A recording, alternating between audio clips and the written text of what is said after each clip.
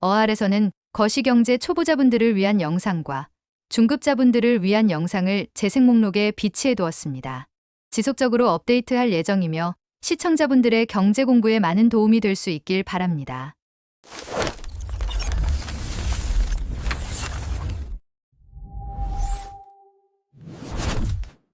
이 그래프는 주가 상승기에 유동성 및 기준금리가 어떤 영향을 미치는지를 확인하고 싶어서 만든 그래프입니다.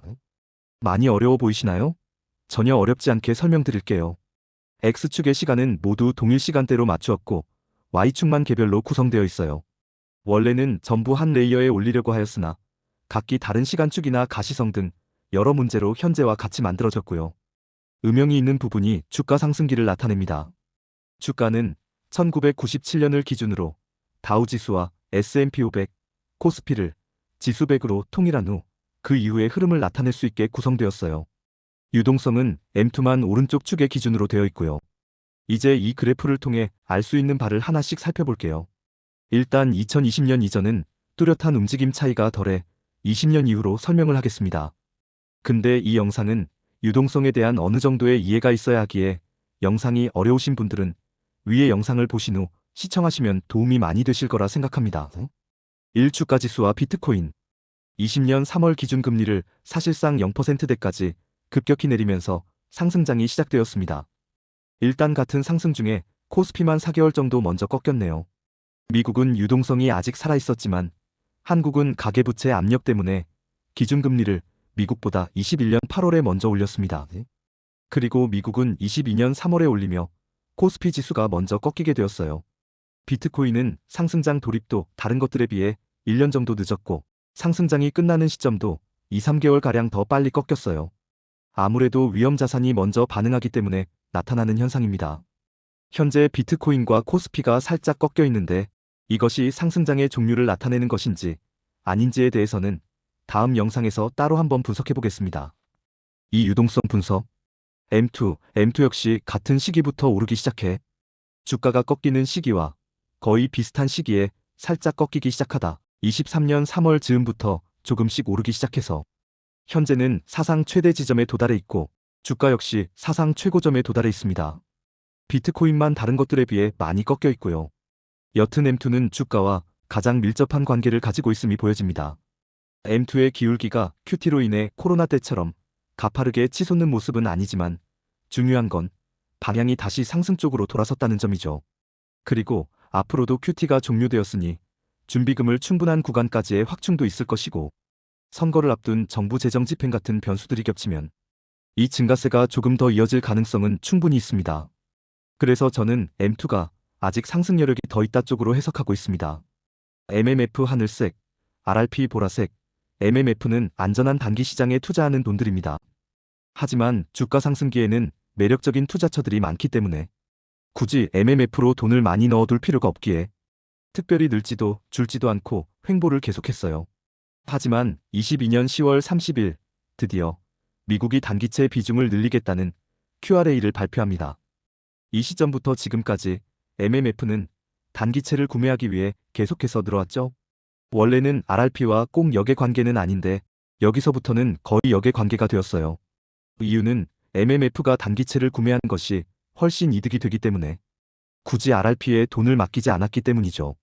지금 금리 수준을 보면 기준금리는 4%이고 1개월물, 3개월물 단기채 금리가 RRP 3.75%보다 훨씬 높습니다.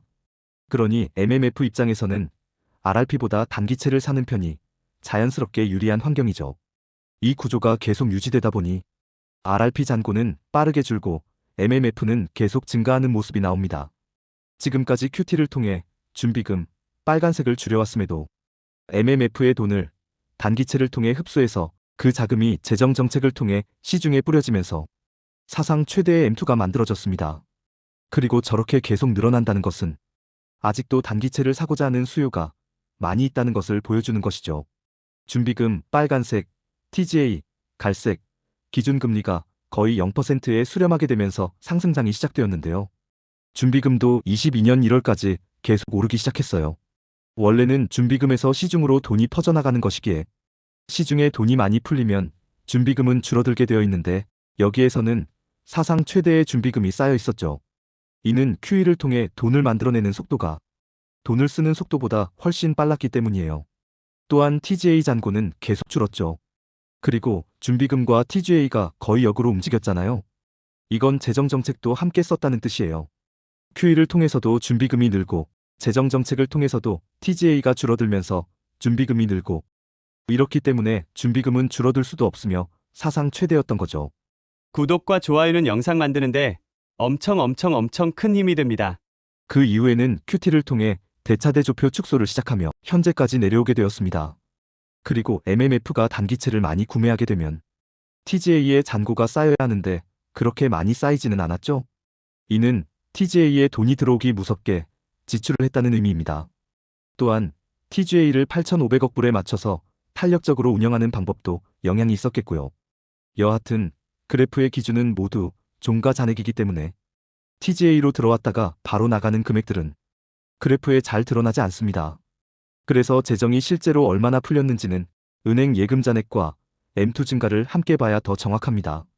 그리고 TGA에 쌓여있던 돈도 준비금을 통해 시중으로 풀리는데 준비금도 크게 움직이지 않았죠? 이건 QT를 통해 준비금을 줄여나갔기 때문이에요. 기준금리 20년부터의 상승장에서는 기준금리를 거의 0에 수렴시키면서 강한 통화정책을 펼쳤습니다. 기준금리가 낮으니 시중의 자금들이 조금 더 큰 수익이 있는 곳으로 돈이 흐르기 시작하면서 주가가 크게 오른 거예요. 서브프라임 이후 기준금리를 0에 수렴하게 하면서 양적완화라는 것을 처음 도입했었고 이후 코로나가 터지면서 통화정책과 재정정책을 함께 쓰며 유동성을 폭발적으로 공급하면서 위기를 넘겼습니다. 잘 보시면 기준금리가 낮을 때 주가가 상승했지만 지금은 기준금리가 내리는 추세에서 4% 수준인데 주가는 사상 최고점을 계속해서 갱신하고 있죠. 이는 금리보다 다른 것들이 더 많은 영향을 끼친다는 걸 보여줍니다. 즉 22년 10월 이후 단기채를 늘리면서 MMF 자금이 폭발적으로 늘어났고 그 자금이 재정정책으로 시중에 풀리면서 주가를 끌어올린 것이죠. 결론. 그렇다면 우리는 주가 상승과 가장 관계가 깊은 흐름이 무엇인지를 봐야 합니다. 주가가 상승하는 시기에 함께 상승하는 것은 M2입니다. 그리고 과거 상승장에서는 MMF가 주가 상승기에 주로 횡보를 했었어요. 그 시기와 현재의 금리가 다르기에 영향력이 어느 정도 차이가 있겠지만 MMF 자금이 위험 자산으로 옮겨오면서 주가가 상승하는 패턴을 떠올려 본다면 MMF 자금의 흐름도 살펴보는 것이 좋을 것 같습니다. 지금 목표로 하는 중립금리 2.75에서 3%는 MMF 자금이 위험 자산으로 무조건 간다고 할 수 있는 금리는 아니지만 그래도 금리가 내려가면서 단기 채권의 매력이 떨어진다면 MMF 자금의 상승도 조금은 꺾일 것이라고 보기 때문에 이건 역시 힌트가 될 수 있다고 생각해요. 그리고 주가 상승기에는 준비금이 상당히 늘었었죠. 근데 이것은 통화정책과 재정정책을 함께 쓰는 역대 처음 있던 상황이기에 이것을 그대로 대입하기는 어려울 수도 있을 것 같습니다. 다만 두 가지 정책을 동시에 쓰는 것의 효과를 이미 경험했기에 정치인들에게는 두 가지 정책을 함께 쓰는 것이 꽤 큰 유혹이 되지 않을까? 그리고 현재의 준비금은 QT가 끝나고 부족한 유동성 구간에 있기 때문에 분명히 풍부한에 가까운 충분한 구간 정도까지는 자산 매입을 통해 준비금을 늘릴 것입니다. 그리고 이전의 예상 중에 하나였듯이 우리가 생각하는 부양을 위한 자산 매입도 있을 수 있기에 준비금이 크게 늘어나는 건 역시 유심히 살펴보아야 할 것 같아요. 그리고 RRP는 안전자산 선호입니다. 그래서 RRP가 높다는 것은 주식시장보다는 안전자산을 선호한다는 의미이기에 낮게 유지되는 것이 필요합니다. 또 TGA와 준비금은 종가 잔액이기에 빠르게 소진되면 그래프상에 잘 안 나타날 수 있어요. 그래서 꼭 시중은행의 예금이 증가하는지와 M2의 증가 정도를 같이 보는 것이 방법이 될 수 있습니다. 단 M2는 월발표이기에 시의성은 떨어질 수 있어요. 그리고 지난 영상에서 금리가 계속해서 내려가면 단기채 금리도 따라 내려가게 되고 그럼 단기채의 매력은 떨어지게 됩니다. 그러면 MMF에서도 단기채를 사는 수요가 줄어들 것이고 그때는 QRA 정상화를 이야기하며 중장기채를 늘리면서 단기자금 시장을 일시적으로 경색시키고 QE의 명분을 만드는 시나리오도 생각했었죠.